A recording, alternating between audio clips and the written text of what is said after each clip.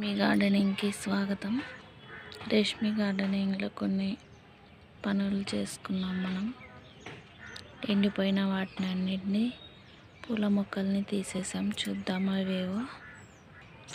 చూడండి, yellow flowers ఇవి.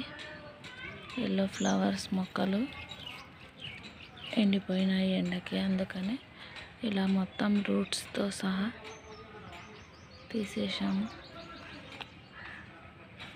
ఈ సమ్మర్ వచ్చిందంటే మనకు ఎండ ఎక్కువయ్యి ఎండిపోయినటువన్నీ తీసేసుకోవడమే. ఇలా ఎండిపోయినటువన్నీ ఇలా తీసేస్తుంటే మనకి కొత్త చిగుర్లు వస్తాయి. ఇది కూడా ఆకు రాలిపోతుంది చూడండి. ఇది కూడా అంతా ఇలా తీసేసుకోవాలి. తీసుకుంటే కొత్త ఆకు వస్తుంది మనకి. ఇదిగోండి, ఇలా కొత్త చిగుర్లు రావడం కోసం. ఇది మల్లె మొక్క.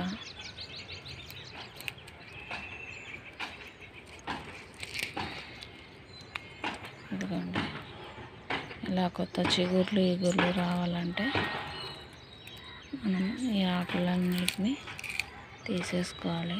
చూడండి, ఇవి కాడలు ఎండిపోయినట్లే కనిపిస్తాయి, కానీ మనకి ఈగురు బాగా వస్తాయి.